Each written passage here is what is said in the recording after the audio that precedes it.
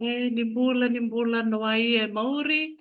Tinakavakalevu for joining us this beautiful afternoon. It's 1 p.m. Well, 7 minutes past 1 in Brisbane, in Queensland, Australia. So we're very blessed to have our guest today, Ben, who is joining us all the way in beautiful, sunny Queensland.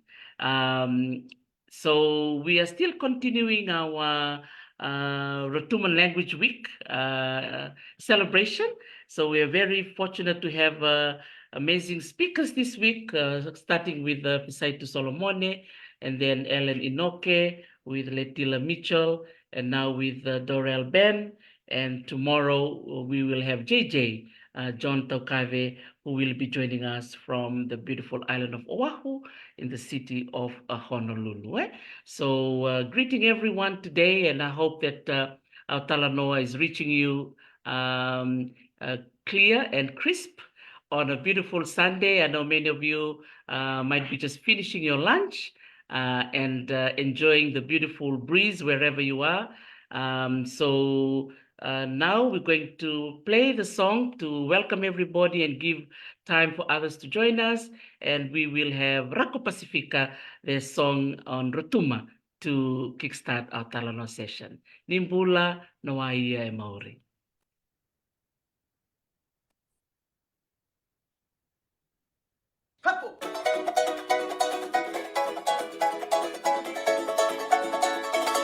Ra'ota uma a Rotuma, Ra'ota uma a Rotuma, Nefu ewo, ne Pacifica.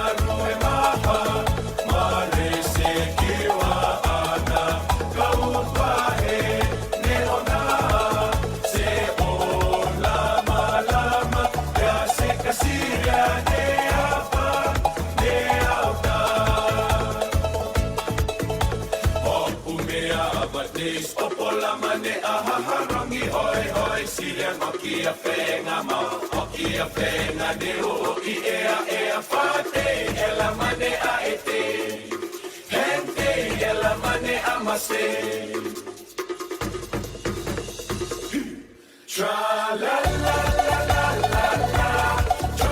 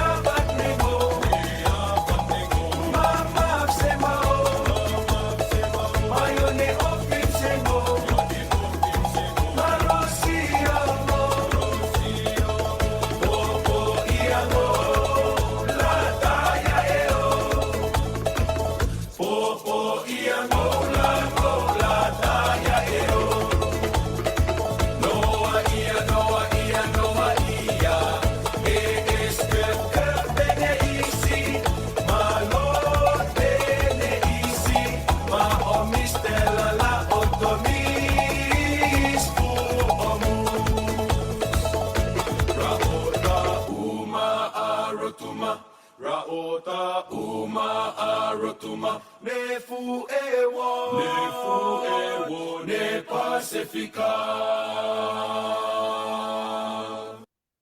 Yes, what a beautiful, beautiful song that connects us all the way to the beautiful island of Rotuma. Noaye Maori, to all our wonderful listeners, especially to our Rotuman families, near and far, those of you connecting in from the island of Rotuma, Nisambulu Vinaka and Noaia to you all.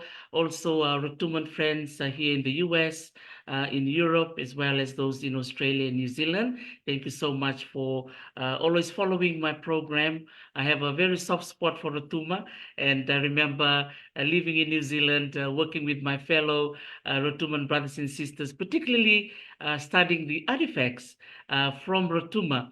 That are kept at the Auckland Museum. So I'd like to acknowledge the staff of the Auckland Museum, Fuli Pereira, Jamie Williams, Kolokesa Mahina and our wonderful Pacific staff at the Auckland Museum, and the vision of the museum to include Rotuma in the research project that they had a few years ago. The project was called Pacific Collections Access Project. So I was really fortunate to be invited to be the team lead for that group for Fiji. Apparently, Rotuma being chosen came as a surprise, because when we came one day to the Auckland Museum, there was a table with all these beautiful artifacts put there by the staff of the museum, and of course they all had Fiji written on the tag. As soon as I saw the mats, as soon as I saw the fans, as soon as I saw the baskets, I knew that they were not Fijian. So I walked in and I said to them, "Oh, uh, whose artifacts are these?" And they said, "Oh, they're from Fiji. These are the ones you have to, research and all of that." And I'm like, "I don't think they're from Fiji." And they said, "No, it has Fiji in the name, in the tag and all of that." I knew that they're from Rotuma. So from that moment, everything changed to what it is now. And I'm so happy to acknowledge our wonderful Rotuman community in New Zealand for their support in ensuring that the language is continuously taught. And so we're really, really happy that now they have a Rotuman radio station. Now in Fiji, they even have a Rotuman TV program, which is amazing. Anyway, speaking of all of that, now we're traveling across the Tasman Sea to Ben. Sister Dorell Ben is actually logging in, as I said earlier, from Brisbane. Dorell Ben, please can you say bula to our listeners listening in today? Not yet, Bula everyone. Yeah, hi. What's the weather like in Brisbane today, Dorell? It's a nice sunny and cold weather. For me as a, because I like my warmth. I like my sunshine. Yes. So unfortunately, it still gets cold for me when it hits winter in Brisbane. So it's freezing cold for me, but I think I'll survive. But yeah, Well I'm done. my sunshines. Ben, for joining me today. I really appreciated that you take some time from your busy schedule to Talanoa with me. Maybe if you can firstly introduce yourself to our listeners, just your family and where you were raised in Fiji, and also maybe the schools that you attended. Yeah, so I'm Ben. I'm Gujarati Rotuman. My dad is Guji. He's Fiji Indian. And my mom is the Rotuman. So she's from Tutu. And we were raised in Lautoka. Yeah, I'm an ex-St. Thomas student from both primary and high school. And then I moved over to Suva to do my undergrad. I taught at USP for a bit, and then I moved here to Australia to do my PhD. Nice, well done.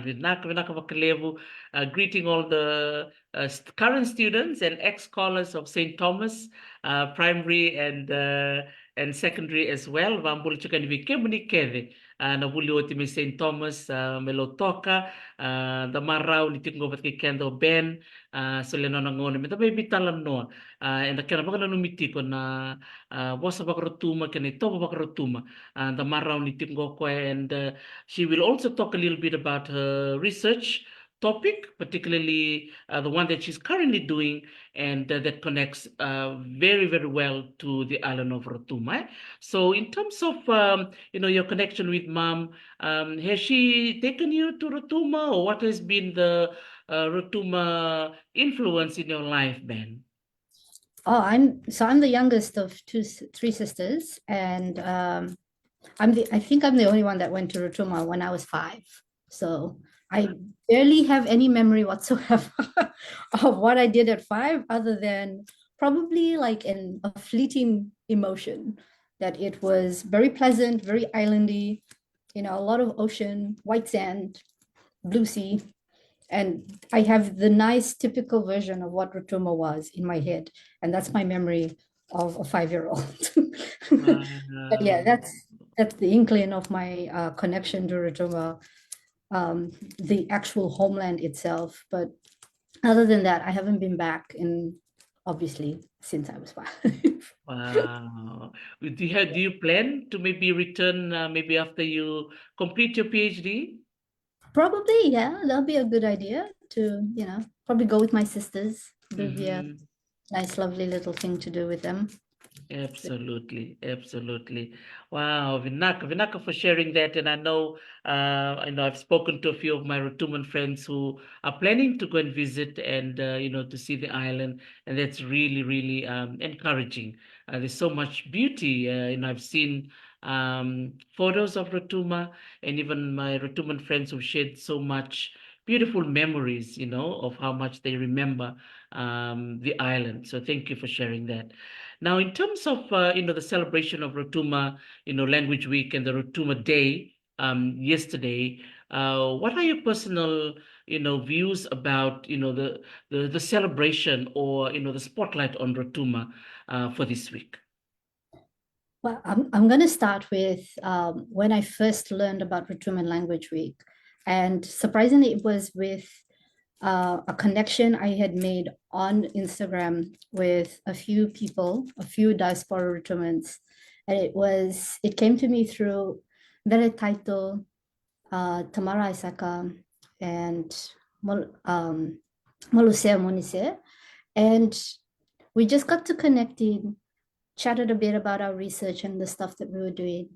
And Mere Taito had asked if I wanted to give something for Rotuman Language Week. And it was the first time I ever heard of Rotuman Language Week, in all honesty. So this was back in 2022, I think. And yeah, I submitted some of the artwork that I had for my research and I gave it in. And then from there, I just started releasing bits and pieces of the artwork. So for me, Rotuman Language Week was all about the idea of acceptance and continuation and how we end up just going with the contemporary. How is it that we merge what we know intuitively and how we can create that within the contemporary? And it was a beautiful thing. So I just started to release bits and pieces of my own research throughout Rotuman Language Week. And it encouraged me to actually start getting in touch with the language because my first language is English.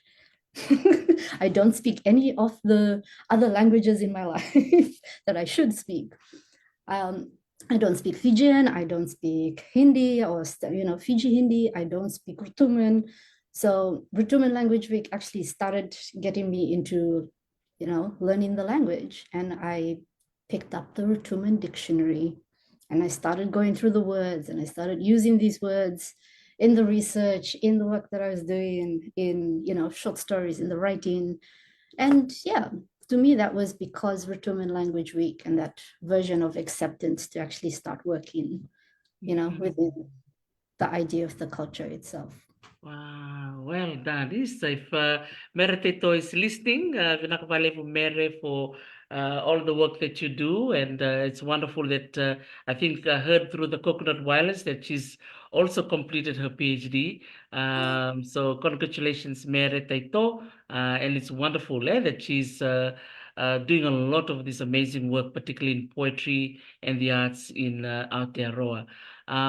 So in terms of, your research that you're currently doing, you're doing your PhD now. Would you like just to share the topic of your research and why you chose that topic, Ben? Oh my Lord. In big general, my research is tattoos.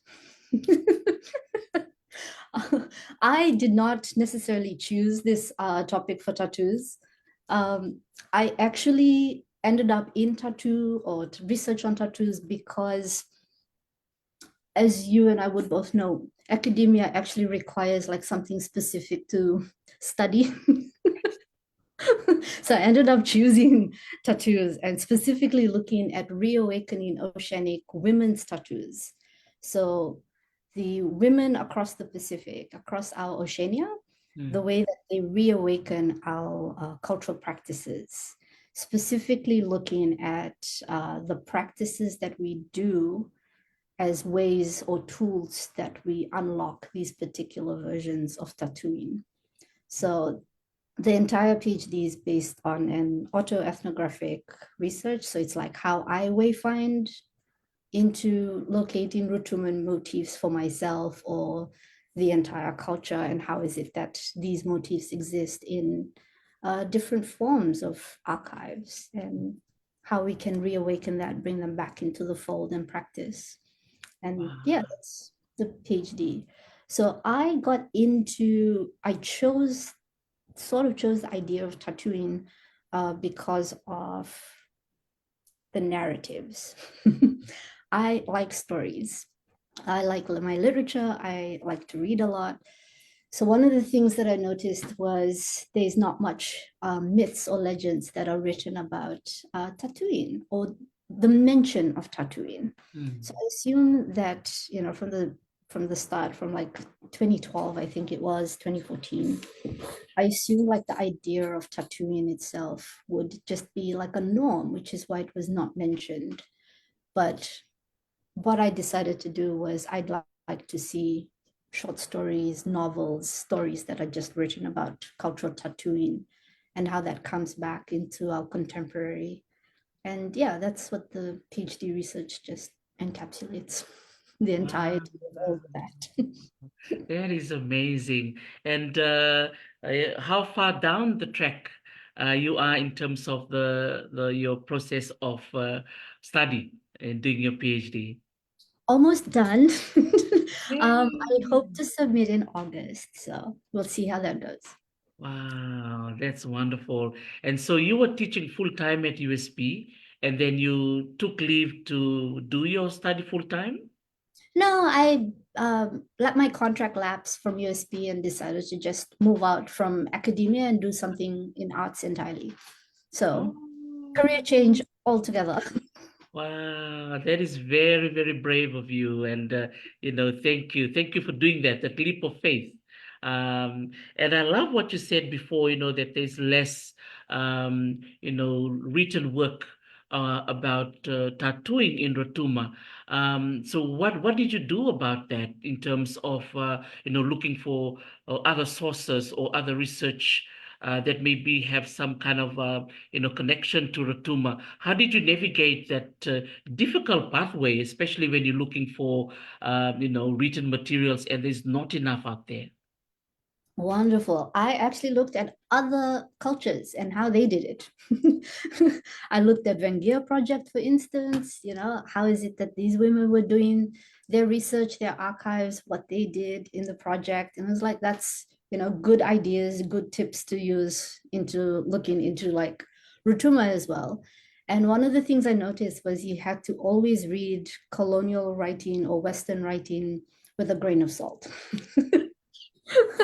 Because the information that was mostly received from the colonial Western writing, you just had to triple double check all the time. So like, for instance, there was this beautiful piece that I found, this image that was on, it literally had the title or the caption, Femme de Rotuma in French, which is basically woman of Rotuma. But the markings that she wore on her shoulders and everything else were basically from the Marshall Islands. And everyone kept telling me that this was Rotuman tattoos. And I looked at it and I was like, this, okay, that's exciting, that's great, yeah, I can add this into the research. And then you go down the line and suddenly it's like, hang on, why are these all Marshall Island tattoos? And then it's like, the one picture screwed up. Why did it screw up? So I had to read through all of that with like grains of salt and try and figure it out, do actual corrections in the middle of the research. But yeah, most of the time it's fun to go through because you find interesting things from different sources. I also learned that because Rotuma is often mixed up with our different names, Mhm. so like you have to look at all the different cultural exchanges as well. One of the myths that we have for the mythological history is that Rotuma came from Samoa Mhm. originally, or the inhabitants were Samoan. So you Mhm. look at the way that Samoan tattooing is done, that's one of the most prominent at the moment. And yeah, you just need to do all the different cultural connections and exchanges. If it works, it works. If it doesn't work, then it clearly doesn't work. So Mhm. a lot of wayfinding, I would say, in the idea of this research, because they're all, how do I say, not unnavigated, but just disconnected waters. So we've been here once before with our ancestors, we're just not here anymore because Mhm. that's, that break between colonization has really impacted what we have now. So you Absolutely. go into that research, you just have to wayfind it and hope for the best. Mhm.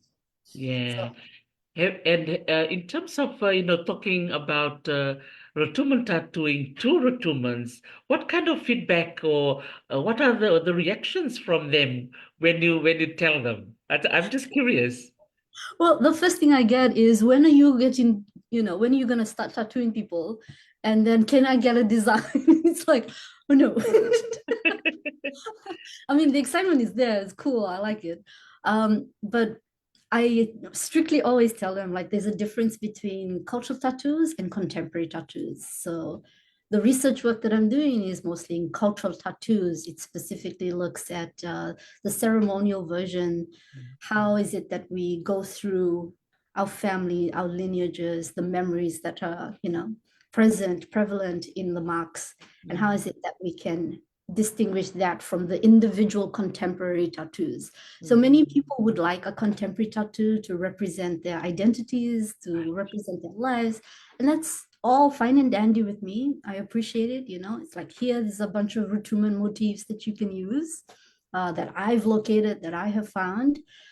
Specifically, I tell them to be cautious about it, especially if they want to use these motifs onto their bodies, Right. because it's permanent, right? It goes on your body, it stays there forever, unless you get a medical, thing done.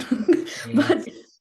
the point is, like, some of the motifs that I am finding, throughout the research down the line, I learned that they actually belong to some families back at home in Rotuma. And it's like, oh, maybe we shouldn't actually be using all of these motifs because, again, it's cultural. But the contemporary, I think, is capable of mix matching, culturally exchanging all these different motifs and assigning value and narratives or their story Mhm. sovereignties to it. And yeah, I appreciate Mhm. that. I like when Rotuman people, start opening conversation with me. Most of this is through Instagram, so that's my community.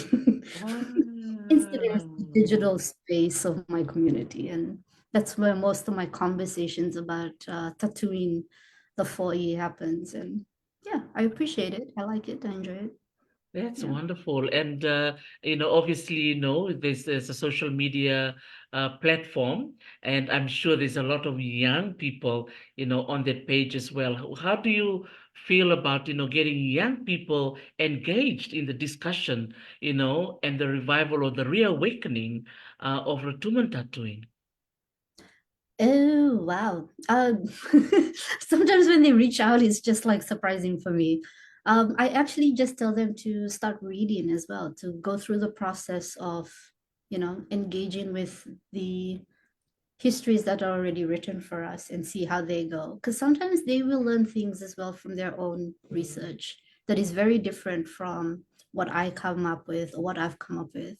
And they'll just do things that are very different, but it would be toward the same goal. And that's basically one of my methodologies that I use within my own PhD, is that my research, your research could be two different things toward the same goal, but how they do it would be different. Works for them to the same thing. Kudos for everybody.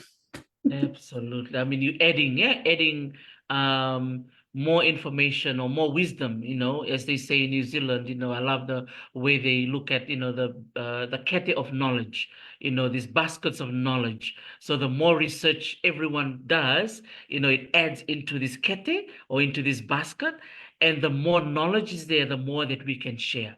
Yeah. Mm. So wow, that is wonderful. Thank you. And I know, with our team in Vengia, the Vengia team, we've seen the impact of Christianity and the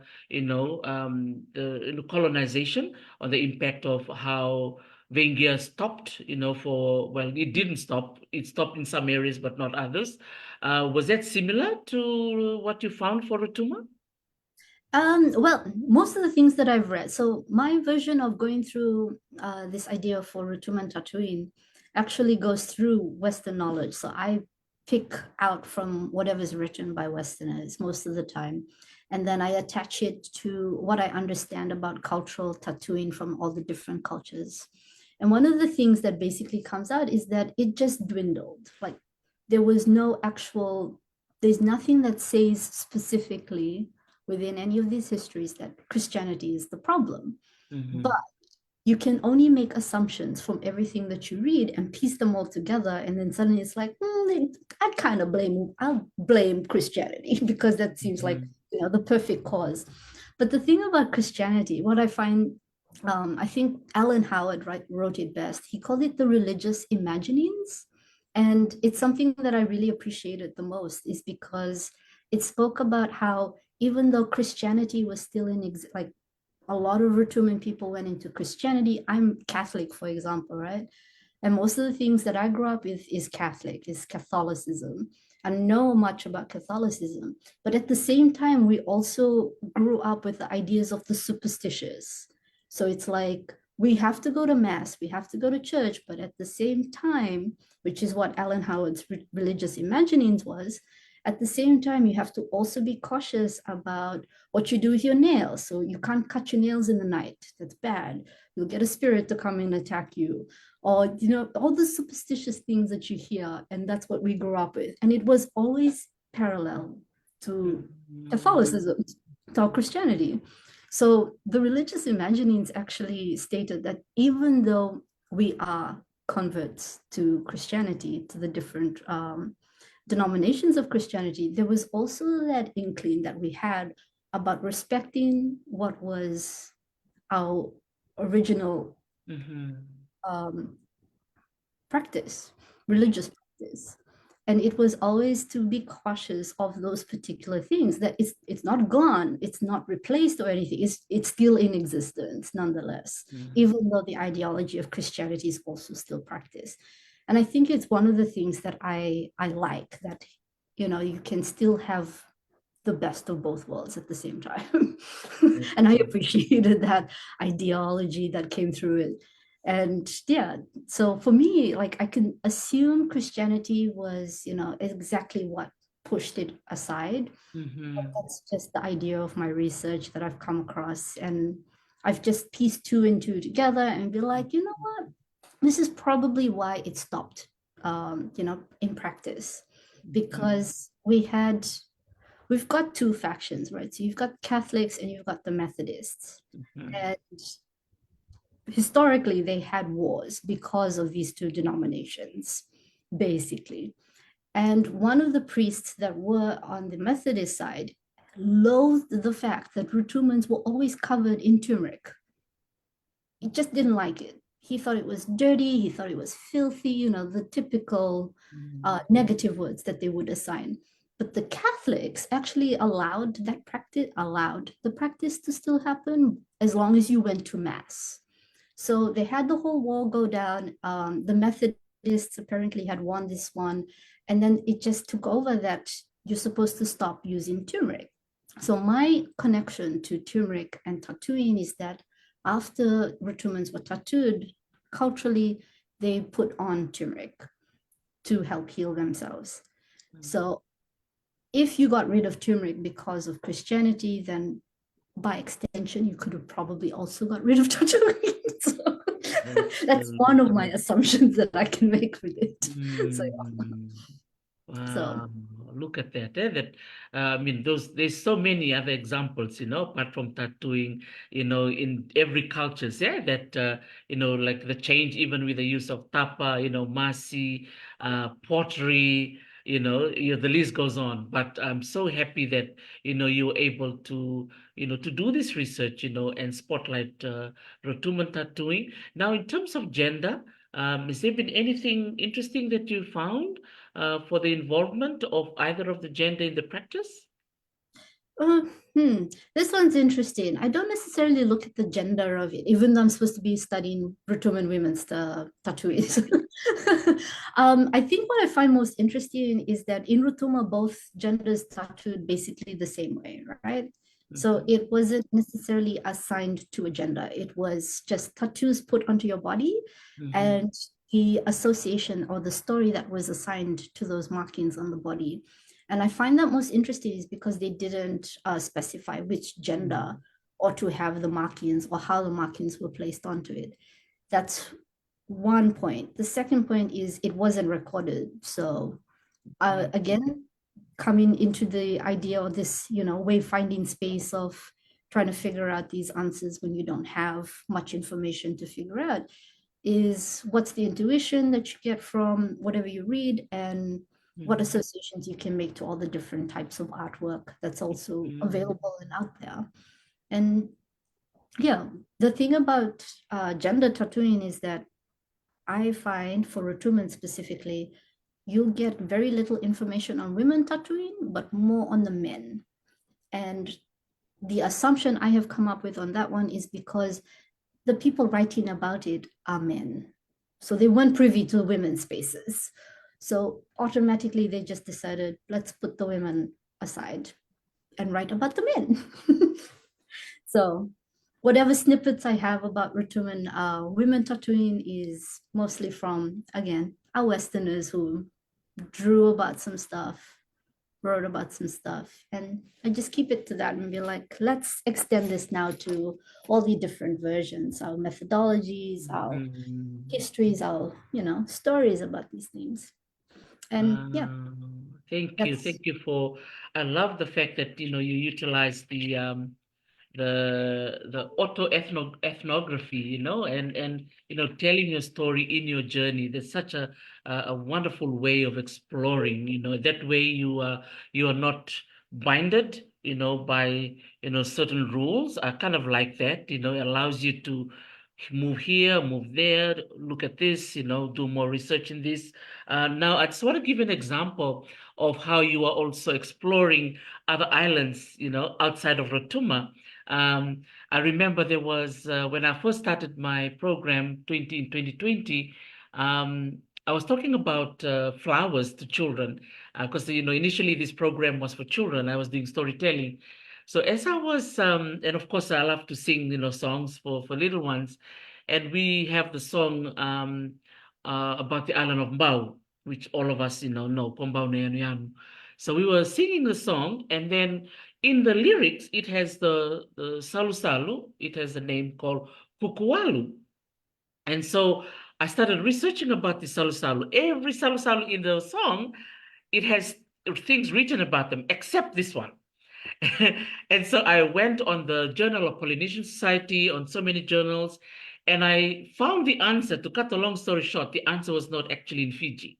I have to go all the way to Tonga.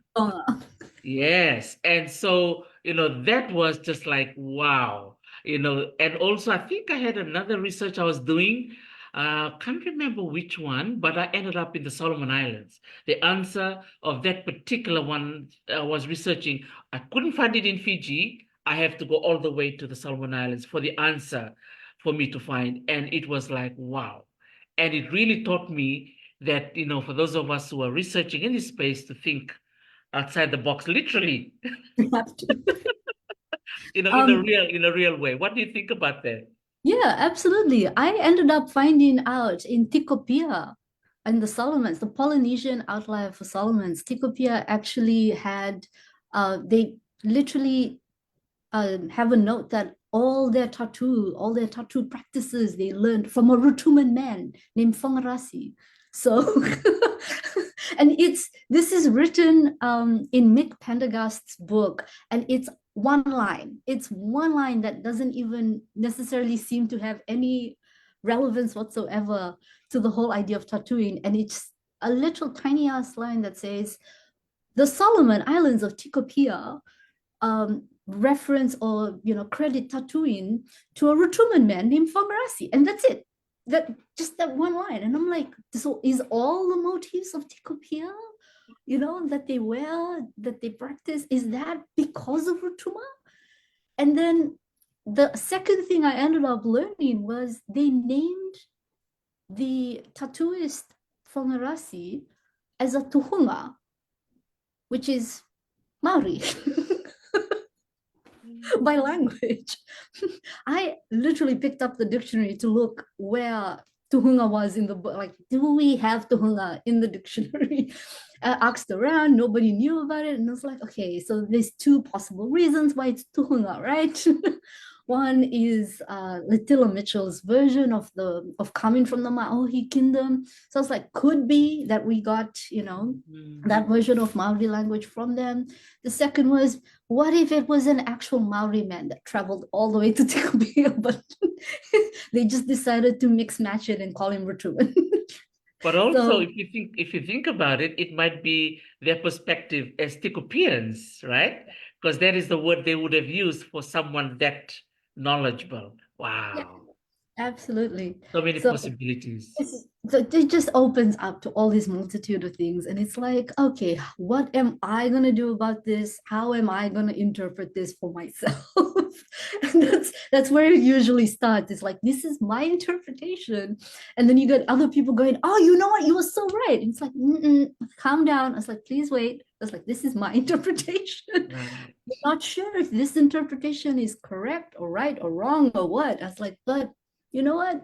If it works, again, it works. Sometimes it doesn't, sometimes it does. So one of the major things I tell people about research is your intuition is important as well when it comes to the process of it. So, Absolutely. Now, thinking about your family, how did mom react to you choosing this topic for your PhD? um, oh, so seeing as this is live, I don't talk to my mother Okay. for very personal reasons. So, yeah. Because I was wondering, particularly, from that connection to Rotuma, because you were going into those cultural spaces, yeah, that are, really I don't know how to say it, yeah, maybe yeah, revered, cultural spaces that are, maybe divine, from our indigenous perspective. So I wanted to, to see, what her perspectives are. But then the other thought I was thinking of, apart from Tonga and Samoa, because I think that's the two island groups that are, affiliated with Rotuma most of the time. What other island nations are you doing research with to compare it to Rotuma? So, it's not so much as a comparison, it's looking at what tools are available to Mm, locate the motifs. right. So before I get into the idea of comparison, I'll talk about my the theory framework that I've come up with for my Mm, research, which is a cultural cloud. And this is one of the things that I navigated with that sacred divine space. Sometimes it's spaces that require access because they're closed sacred spaces as well within Tatooine. And one of the things that I take into account is sometimes that space is not mine, or I'm not invited to that space, which is what I think is important for everyone doing research into our own cultures to remember, is that we're not privy immediately to information. So one of the things I came up with was the cultural cloud, and it connects to the Samoan Va and Tongan Tavaism. And I really appreciate the philosophies that come out from Va and Tava for this one, because I ended up looking into the Rotuman version of it. And I wanted to know if there was such a space, an interconnected space that existed as well. And I looked at what is called the Oroita, which is Rotuman version of where the ancestors rest, the ancestral resting place for ancestors. And then the physical realm that we currently live in is what is called the Ronteisi. It's the material world. So one of the things I noticed was, for my cultural cloud idea that I came up with, is to look at how we can access where everything is in the Oroita, which is the cultural consciousness. So if the Oroita contains all the cultural consciousness of every single ancestor that has passed, then there is also a way then to access it, because you've got descendants that have a direct link by bloodline to the Oroita in the Rondesi. So my cultural cloud idea takes from very digital terminology. So we look at how you need to go online, you access a digital cloud, you need files, folders, passwords. Sometimes you want to access a cloud, but you can't access it because you need a password. And for me, that translated very easily into the idea of how to access this unseen cultural consciousness. And I must admit, the word itself, cultural cloud, the terminology, didn't come from me. I didn't invent it on my own. I had a conversation with a friend. I was trying to explain my research to him. And he was like, so it's like the digital cloud. It's like the cloud. And I was like, yes, but like the cultural cloud, because all the cultural ethics are involved with this. So even though I don't have my direct connection to accessing these very specific spaces, I also remember that it still exists. Just because I want to ignore it doesn't mean it doesn't exist. And it also means that other people should be able to navigate that idea of how to access it. But it doesn't mean that you don't have the right to access it. You do, everyone does, because it's in your blood, your DNA. And yeah, that's one of the things that I looked at for theorizing. How is it that we go into the research and figure these things out? So yeah, cultural cloud. I love it. I love it. That's, it's really awesome that, you're able to navigate that and give it a name. That's really awesome. Um, and now you're going to be, completing your PhD, hopefully in the next couple of months. What's going to happen after your submission? What's going to happen to Ben? Good question. Ben doesn't know yet. So I have this thing where I just have the one thing in my mind, and that's what I want to reach. And then I reach it, and then I figure out the next thing from there. Most likely it would just be like job hunting, the usual things that tie you down to the material world. Let's earn money, job hunt, do something.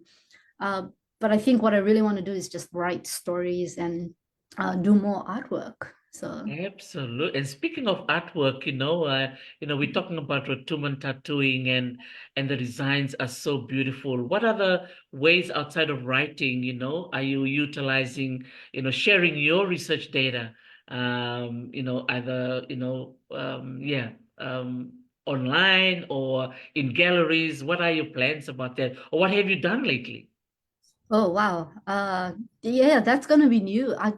I have done quite a lot. And again, it goes all the way back to like 2022, the first Rotuma Language Week, because the first thing I've ever done, and one of my most popular pieces, I would say, is called Second Skins. And I just put like a bunch of motifs on Masi. Because specifically I wanted to talk about the connection I have itself within it, to be like, I am also from Fiji. This is, the Masi to represent me from Fiji.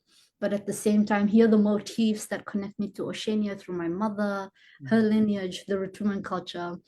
And yeah, I thank Mary Taito and Tamara Asaka for this, because ever since doing that one exhibition, I just started adding to all the other places, applying to all these different exhibits to be like, hey, I got a Rotuman thing that I want to show you.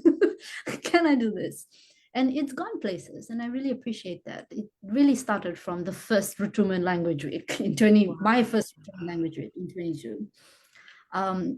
But yeah, I've done quite a bit of artwork because it's what I translate from the research.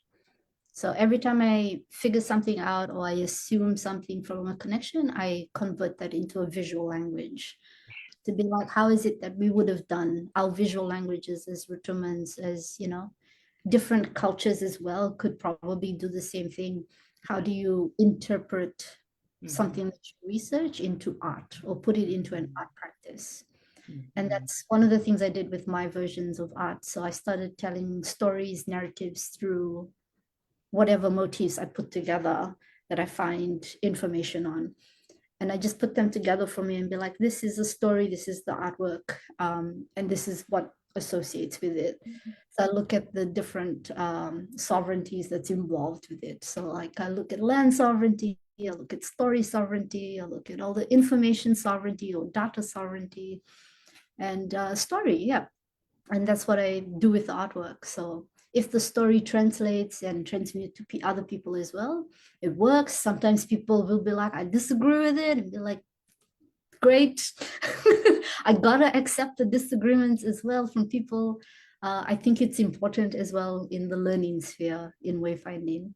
So I'll give an example. It's like one of the motifs I had used was specifically, I was told somebody had reached out and she mentioned it to me. And she's like, this is specifically for a family because I found it online. I took it from an image. And I was like, oh, this is awesome. A Rotuman motif to add. And I used it in art. And she specifically pointed it out that it belonged to a family. And I was like, you know what, that's a very important point to consider.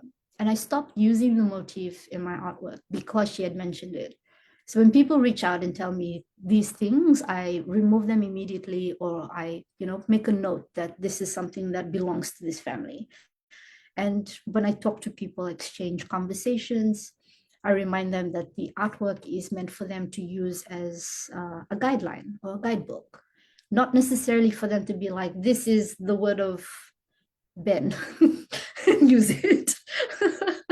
I'm pretty sure everyone can interpret it. They can, look at what is there and be like, hey, these are Rotuman motifs that she's found, and do their own research and add to it. So Did you do the exhibition at Totai Gallery? I did, yes. I mixed mom and dad's tattoos for that one. Yeah. Oh, so I've got some images here from Totai. I can Oh, show you you got on the screen. Anthropocene. Yes, is this the one? Oh, bless. Yeah. Oh, they're gorgeous. Oh my goodness. This is beautiful. Would you like to say, sir, maybe which piece would you like to talk about to the audience? These are beautiful pieces. The I leave whole it to the audience. series, actually. Anthropocene, I've written it as AN3 Po, P-O, with the dash on the top to represent the deity, Po, and scene, as in what is the scene that you see. um, it's a very subliminal series, and it's ongoing. I refuse to keep this series as a singularity. I'd like it to keep multiplying and continuing. So 3 represents a triptych, which is 1, 2, 3. There's always 3s for the series that has been made. Po represents to shadow, night, and darkness, things that happen. Sometimes we interpret it as very negative, sometimes we interpret it as very positive, depending on perspectives. And then 3 also represents, sorry, going back, 3 also represents the time. So you can associate past, present, future to whatever you interpret from the 3 pieces that are given, and you can restructure them as an audience to however you'd like to see it. Wow. So the scene specifically sets to the triptych that is officiated to be like, this is the scene that you can interpret from it, however you'd like to interpret from it. But I do this as a continuation to look at how our cultures are trying to survive within the Anthropocene, within the idea of climate change and how we move through it. The liminalities of different ethnicities that we all have, because it uses all two of my ethnicities. It's got my mom's tattoos in it. It's the Foi for Rotuma, and it's got dad's, which is the Gujarati Trajwa. So I talk about how you need to literally analyze and assess your scene within the environment, your place within past, present, and future with these three. Yeah, there's 15 so far that I've done for this series since Tautai last year. And I think I have continued it with another 6 actually, with for Micronesian Climate Alliance. Wow. Which will come up sometime later in the year. I love the fact that, the continuity is there. And I think it reminds me of the power of knowledge, yeah? And how, for generations, the knowledge keep being passed down to generation and generation, and there's that element of continuity. And what a wonderful way you used art, in this way. And wow, well done, Ben. This is awesome. And again, thanks to Rotuma Language Week. Yeah, absolutely. Thanks to Rotuma Language Week, I've come up with so many things. But yeah, it's good to speak to the idea of acceptance when, you get to these things. So yeah, because I come from very liminal identities. I come from a place where, I grew up not being either Rotuman or Indian. I've come from being between this. And yeah, I think the art it has begun to speak to like the idea of my ethnicities for that. And I appreciate it a lot to be able to confidently get into it and talk about Rotuma, but also, hey, I've also got a second ethnicity to consider. So it's one of my favorite things to do is use the motifs to speak to that ideas of liminality. Yeah. That is amazing. Yeah, I'm looking at some of the designs, and I know, with tattooing, a lot of the designs are also, regional or also universal, as even here. Today I just came back from our Indigenous students graduation, and we had our Chumash ladies from the Indigenous tribe here in Los Angeles, who came, and they had beautiful tattoos as well on their chin. And it was beautiful, to see how many of these women are embracing, their culture. And of course, for them too, it's like a reawakening. I really like that word. A lot of this knowledge, they're not gone altogether. They're there, sleeping, waiting for the right time for them to reappear, so it's wonderful to see. Wow. And apart from this art that we're looking at, and also, you were talking about writing, what are the areas of work you thinking of maybe transforming some of your or transferring some of your data from your PhD into? Because I know with PhD, many of us just write this big, thick book with what we've written.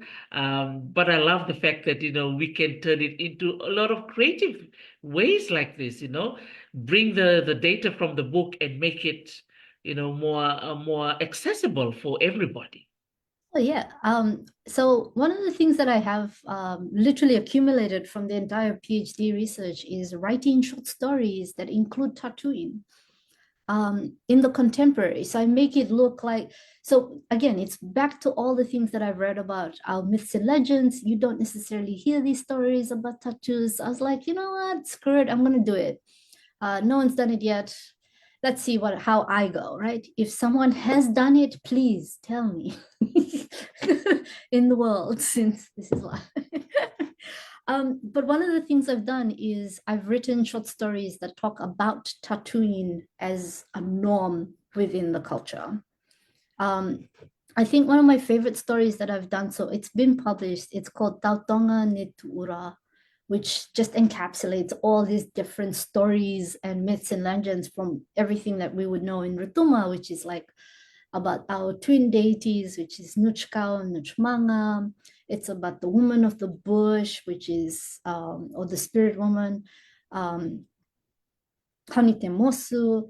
And I just add that into like the idea of what it would look like. And, what would a story look like for tattooing? How would that be? And I started writing all the narratives about tattooing that way. So I specifically wanted people to be able to read a story and see themselves reflected in it. But with all of the short stories I also write, I make sure that the stories are associated with a visual narrative that goes with it.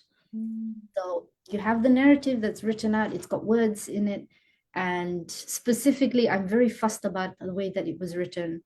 The glossary is meant to be beside the words itself. So every time you go through a paragraph and there's a Rotuman word that's added, or a Fijian word or anything, or even a Fiji Hindi word, it has to be in the margin so that you can immediately directly see the gloss for it.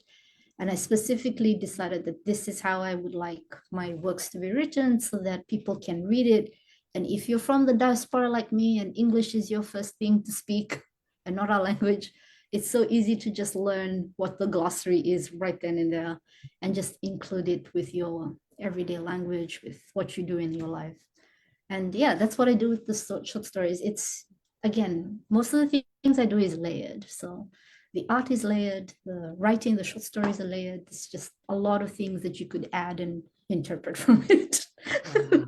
Wow, that's wonderful. Wow, vinaka bakalemo, Ben, just for sharing your research journey with us. It's very exciting, and it's lovely, that you already have those artwork that you've already exhibited at Tautai, and also your short stories. And I'm excited for you, and I'm sure there's so many others, and especially your Instagram followers. Even when I put up your post, I put it up on Instagram. Immediately, I got reactions to it. Oh, So Lord. there's a lot of other people who knew you. So yay! So a lot of them will be able to watch our interview Oh, as no. well today. Even some of them might be watching it too. So wow, this is great. And I know Rotuma Language Week will be happening every year, Yeah. from now on. And as I said before, there's a lot of Rotuma activity happening in Fiji. There's a Rotuma program on TV.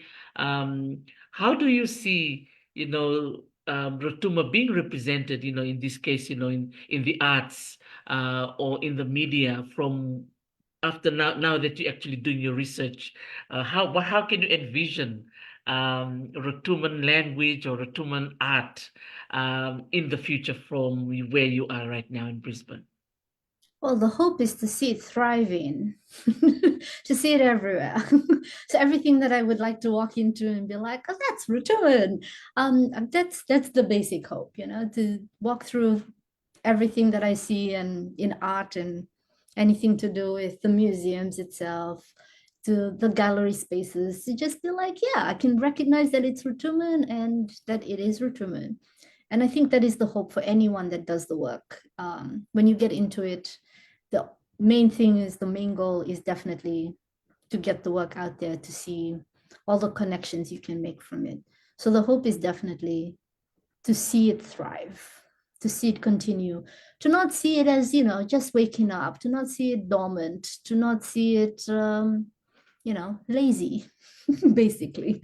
We want to see it thrive. We want to see it work. And it is working. You've got different people doing the work. And yeah, we just haven't put it out into the spaces. And I think most of the time, the reason why it's not in the spaces is because we have that idea that what we're doing is not right.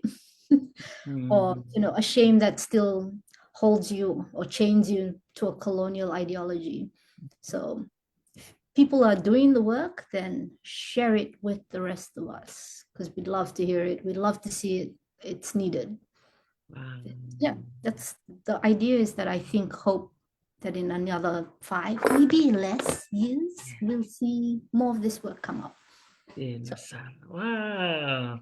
Man, Ben, thank you so much, for enriching uh, our lives, with your Talanoa, just by hearing the work you've been doing for Rotuman art and Rotuman tattooing specifically.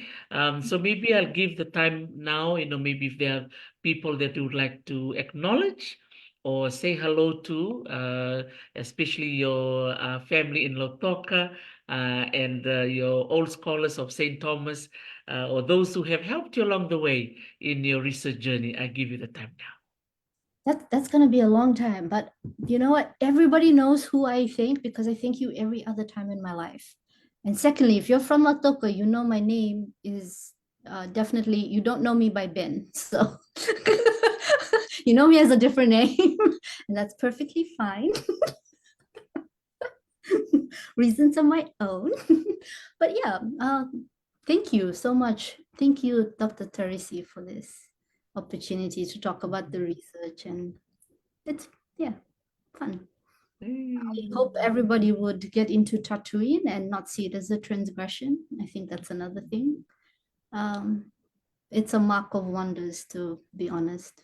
So, yeah, if you're contemplating getting a tattoo, talk to the family. They've got some archives somewhere, I'm pretty sure. But yeah, thank you so much to everyone that have helped me. And they know who they are. I would say that. Absolutely. Oh, man, Vinaka Ben, for being here today. Just by sharing your stories, and what you're already doing now, and what you're planning to do, and the impact you've put there, particularly for our Rotuman people, and many of them really proud of the work that you're doing, especially representing Fiji as well. As I was saying, with my experience at the Auckland Museum, we walked in with anticipating to see Fijian artifacts from Fiji, but then all of a sudden there was the Rotuman artifacts on the table, and that was the turning point. And it's lovely to navigate these spaces, particularly the museum and the collections. And speaking to Letila the other day, there's the Rotuman headdress, I think the suru, which is now exhibited at the Australian Museum. Yeah. So it's really nice, and it's a permanent one. It's not just there for, maybe they might take it out for conservation purposes, but it's lovely, and we need more of that Rotuman presence everywhere we go. Yeah. Ben, anything else you'd like to say before we finish our Talanoa? Man, I think that's it. I think people would have enough of me talking. So Okay, Vinakaman, I'll let you do whatever you're planning to do this afternoon there in Brisbane, and we'll definitely see you maybe after you finish your studies in August. I will keep track of you, and I'm sure I'll hear the good news come August. All the very best to you. yes. Thank you. Yeah. Vinaka, Vanamanda, Naka. Yes, thank you so much to Ben, who's joined me from Brisbane today. Vabidi vinakabi ko ni Semaramai and anon na may waseti ko anon na bagdindike ni Veka Rotuma, wili kin nakabti ko anon na bagdindike ni Vengia na tatu and do naka may Rotuma sa utin ko bidan na doon ang robata na embaki sa second into Bakaidori, may Bakaidori tiliw, nakapati ko pa na Bakadindiki, and natiko wala man na Griffith University, may Quinsalado. Marota ka ni, may talo no to weekend, thanking Dorell Ben for being here today to share the PhD research that she's doing, shedding some light onto the topic of tattooing in Rotuma. Thank you so much to everyone joining in today. I know it's Sunday in Fiji. It's still Saturday here in the US. Tomorrow we'll have JJ, John Taukave, who will be joining us tomorrow at 8 o'clock Hawaiian time, which I think will be Monday, 5 p.m. Yeah, I think so. Yeah, Wednesday, 5 p.m. To share also his research and his work in the field of climate change. So it's really wonderful to see a lot of our Rotuman people in the space of research, and we wish them all the very best. Yeah. Vinakavakalevo and happy Rotuman Language Week to everyone listening in today. Vinakavakalevo to the Langele Kalau family, Losalina Sena, Rudolph, Albert, Davina Rounds, Asinate Wangatay Rewa, Nate Vaka, Chovesa Ganiudi, Vavini Vinaka Vikimdo Alisi Ndaku Naiviti, and Oripa Ranube. Thank you so much for joining in today. Savamadan Vikimni, and I will see you tomorrow for our last speaker to celebrate Rotuma Language Week. Savamadiani, ni Mathemata. Poexia.